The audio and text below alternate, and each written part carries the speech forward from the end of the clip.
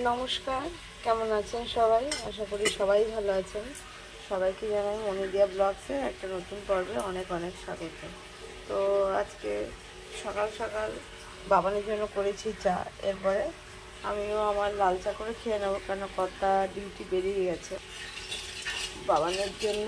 আর যদি বলেন একবারে দুপুরের জন্যই আজকে রান্না করে নিচ্ছি, কেননা বাড়িতে তো আর কেউ নেই, দিয়া তো বাড়িতে নেই, আর বাবা নিয়ে বেরিয়ে যাবে। তো আমার জন্য দুপুরবেলা আলাদা করে কিছু রান্না করব না, তো একবারেই করে নেব। তো এই যে করবো হচ্ছে, চলুন দেখাই, করবো আজকে ডিম।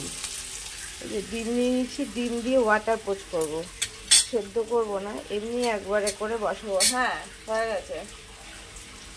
আর করবো এই যে ছানা ভাজা, এগুলো ছানা ভাজা দিয়ে, এর আগে ফুলকপি দিয়ে করেছি, আজকে পটল আলু দিয়ে ছানা ভাজা দিয়ে তরকারি করব। তো এই দুটোই আইটেম করব, আর কিছু করব না। ওই জন্য পেঁয়াজটা ভাজা বসিয়ে দিয়েছি। তো সারাদিন থাকুন সাথে, কি করব কি না করব, একা একা বাড়িতে থেকে মানে কি করব নিজেই বুঝতে পারছি না, এতটাই ফাঁকা ফাঁকা লাগছে।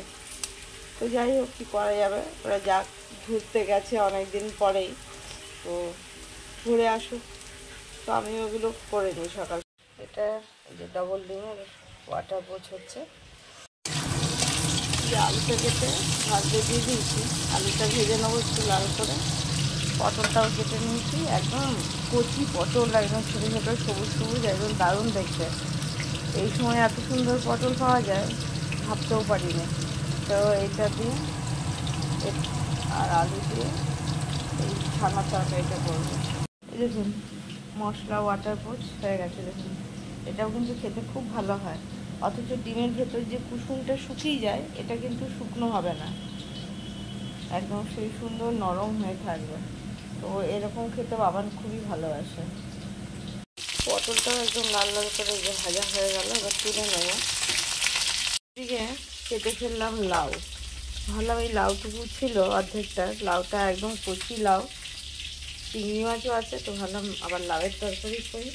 আর এই যে ছানাটা তো রেডি আছে ভাজা, এবার এগুলোকেই আগে তুলে নিই। এবার ফোড়নে দিয়ে দেবো দুটো শুকনো লঙ্কা, জিরে,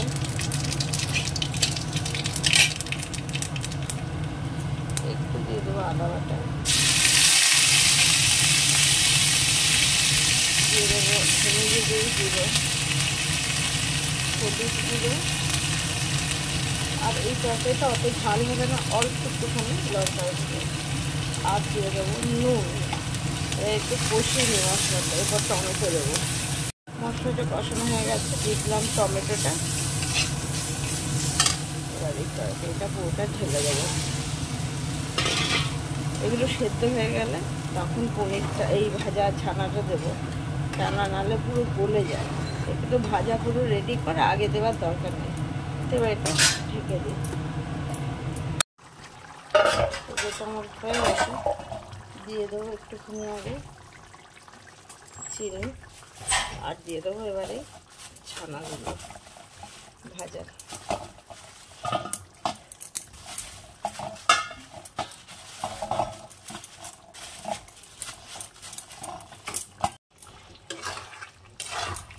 একটু দিয়ে দেবো এই যে গরম মশলার গুঁড়ো, একটু দিয়ে দেবো ঘি, এই এক ফোঁটা। ব্যাস, এবার হয়ে গেছে, এটা নামিয়ে নেবো।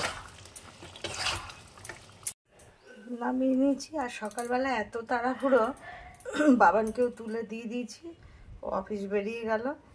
তো দেখুন, এই যে পটল আলু দিয়ে ছানা ভাজার তরকারি, এটাও কিন্তু খুব ভালো লাগে। শুধু আলু দিয়ে ভালো লাগে, কিন্তু খুব একটা লাগে না, কেন শুধু আলু আর ছানা। আগের দিন যেরকম করেছিলাম ফুলকপি আর ছানা দিয়ে, তো এটা এই রেসিপিটা দেখতে গেলে ফুলকপি আলুর, ওটা আমার চ্যানেলে গিয়ে পেয়ে যাবেন। তো সেটাও করে খেয়ে দেখতে পারেন, ভালো লাগে। আর এটা ভালো লাগবেই। তো এবার বসাবো লাউয়ের তরকারিটা। লাউটাও কেটে নিয়েছি, চিংড়ি মাছ দিয়ে করবো। আগে একটু লাউটা বসিয়ে দিই। একটু নুন দিয়ে দিই অল্প, আর একটুখানি হলুদ গুঁড়ো দিয়ে দেবো, জল, পরে ফোড়নটা দেবো। রাঁধুনি আর চিংড়ি মাছের ফোড়ন পরে দেবো, আগে এটা ঢাকা দিয়ে দিই। লাউয়ের তরকারিটা বসিয়ে দিয়ে নিয়ে এসে বসেছি, এই যে লাল চা লেবু দিয়ে। লাউটা হোক, তারপরে এতে ফোড়ন দেবো। এখনও তো ফোড়নটা দিইনি, তো ততক্ষণ ভাবলাম বসে চাটা খেয়ে নিই। আজকের একদম সকাল সকাল রান্না কমপ্লিট। দেখুন কটা বাজে, 8:10। বাবা না বেরিয়ে গেল, আমি চাটা নিয়ে এসে বসেছি আর লাউটা হচ্ছে। তো তারপরে দেখা যাক, ছাদে যাব, জামা কাপড় কাচা ধোয়া, জল দেওয়া এসব আছে, এগুলোকে করব। কিছু গাছও লাগাতে হবে। গাছ বলতে পিটুনিয়া গাছে দেখিয়েছিলাম ফুল ধরে গেছে, তো সেই গাছগুলোকে সেই হ্যাঙ্গিং ইয়েতে ওগুলো অর্ডার করেছিলাম, এসে ওর মধ্যে লাগাবো। তো আগে চাটা খেয়েই নিই। লাউটা সুন্দর সেদ্ধ হয়ে গেছে, নামিয়ে দিয়েছি। এবার ফোড়নে দিয়ে দেবো এই যে একটা শুকনো লঙ্কা,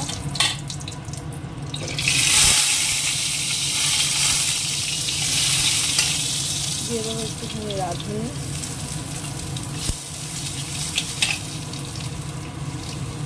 আর দিয়ে দেবো চিংড়ি মাছ। লাউটাকে ঢেলে দেবো। তো আমার রান্নাবান্না তো হয়ে গেল। যাই এবার লাউটাকে নামিয়ে নেবো, নিয়ে ছাদে চলে যাবো, অন্য তাহলে তাড়াতাড়ি করে সব কাজ হয়ে যাবে।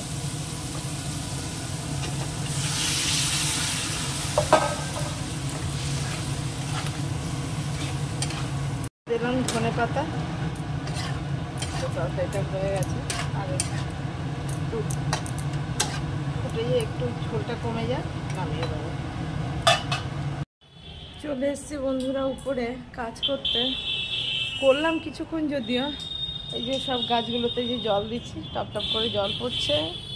এই যে পুচপুর, এই যে কাঁথাগুলো সব ভিজিয়েছি, এগুলো সব ধুয়ে মেলতে হবে। গাছ থেকে ফুল তুলবো, যে বাটিটা নিয়ে এসছি ফুলের। আর এই দেখুন এগুলোকে ওপর থেকে নিয়ে এসছি, দেখুন 3টে কালার হয়েছে আপাতত। দেখা যাক, ওই দুটোতে যদি আলাদা আলাদা দুটো কালার হয় তাহলে খুবই ভালো লাগবে।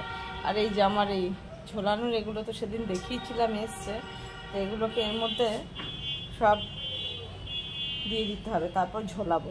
তো এগুলো সব করতে হবে, তো সব করে নিই। গাছে জল ফল দিয়ে, দেখুন পাম গাছটা এখানে একদম সেই 3 অবধি এবার ঠেকে যাওয়ার জোগাড়। বেলে গাছটাকেও এই দেখুন কত বড় হয়ে গেছে। তো যাই হোক, এগুলো সব করিনি। আর এই যে আমার এই গাছটা, এটাকে কি যেন দিয়ে একটা নাম বলে, জেব্রা প্ল্যান্ট না কিছু একটা বলে বোধহয়। দেখুন এই গাছটা এনেছিলাম, একটা ছোট্ট চারা গাছ। এটা এখন ছড়িয়ে দেখুন কত বড় হয়ে চারিদিকে। এটা কিন্তু দেখতে বেশ লাগে, দূরের থেকেও এটা এখন দেখা যায়, ভালোই লাগে দেখতে। যাই এসব কাজকর্ম সব করে নিই। বেশ রোদটা ভালো লাগছে হালকা হালকা, আর খুব হাওয়াও দিচ্ছে। হালকা হালকা ঠান্ডা পড়েও গেছে, সেরকম না হলেও কিন্তু ওয়েদারটা এখন বেশ ভালো, না গরম না সেরকম ঠান্ডা, বেশ ভালো লাগছে। কার্তিক পুজোর প্যান্ডেলটা দেখুন এখনও খোলেনি, এই যে রয়েছে। হয়তো বা আজকে বিসর্জন দিতে পারে, কারণ কাল আবার মঙ্গলবার দেবে না। আর মাঝখানে মেলা তো যেরকম আছে, কয়েকদিন হয়তো থাকবে। তো যাই এসব কাজকর্ম সব আস্তে আস্তে করে নিই। আজকে তো রান্নাবান্নার পর্ব শেষ। এই যে আমরা লঞ্চ ঘাটে চলে এসেছি, যাচ্ছি ওপারে পাটা নিয়ে দেখাতে চন্দননগরে। পাটা দিয়ে আমি আর চলতে পারছি না, এত যন্ত্রণা। পাটা সোজা ফোল্ড কিছুই করতে পারছি না। এই যে বাবা নিয়ে যাচ্ছে, আমি আর বাবান দুজনেই যাচ্ছি।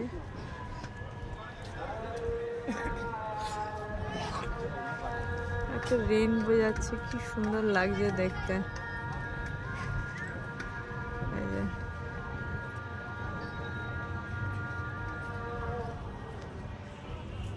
তো এই যে ভেসেল করে ওপারে যেতে হবে।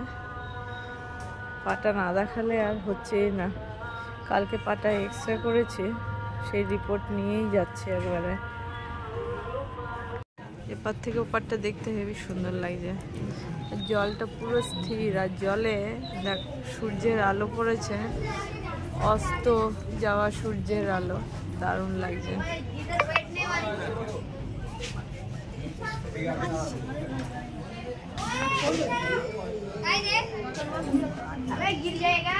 আর সোজা এই যে এটা চন্দননগর ঘাট।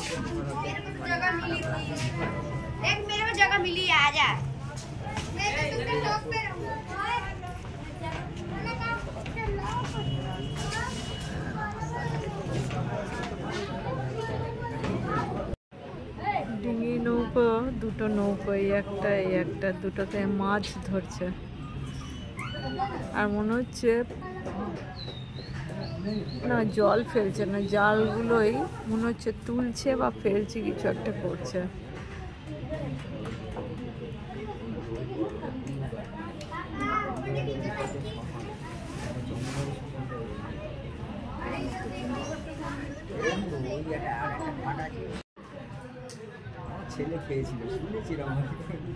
চলমান এরকম ভাসমান রেস্টুরেন্ট কিন্তু খুব কমই দেখা যায়। এটার নাম জলশ্রী। তো এটা ঘুরে ঘুরে কিছুটা এলাকা ডান দিক বাদিক মিলিয়ে ঘুরে ঘুরে ভেসে ভেসে এর ভেতরেই লোকজন থাকে, খাওয়া দাওয়া করে। তো সেই রকম একটা রেস্টুরেন্ট এটা। দেখতে দারুণ লাগছে তাই না? খুব সুন্দর এটা, বেশ যখন জলের মধ্যে ভেসে ভেসে বেড়ায় দেখতে বেশ ভালো লাগে।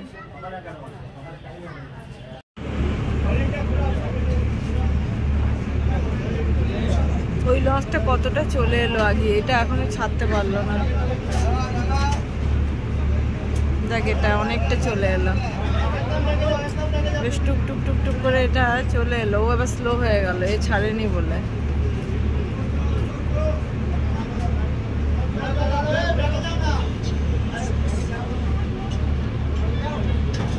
যে আমরা এপারে চলে এসেছি চন্দননগরে। এখান থেকে আমরা বসে গেছি একটা টোটোতে। টোটোতে করে যেতে হবে। দেখুন কি সুন্দর রাস্তাটা, একদম পুরো কি লাইট, পুরো দেখতে ভালো লাগছে বেশ। দেখুন ভালো করে কি সুন্দর লাগছে। চন্দননগর অনেক পুরনো শহর, ব্রিটিশ আমলের। সব পুরনো সব কলেজ রয়েছে, ভালো ভালো নামকরা কলেজ। আমাদের টোটোরা ছেড়ে দিল।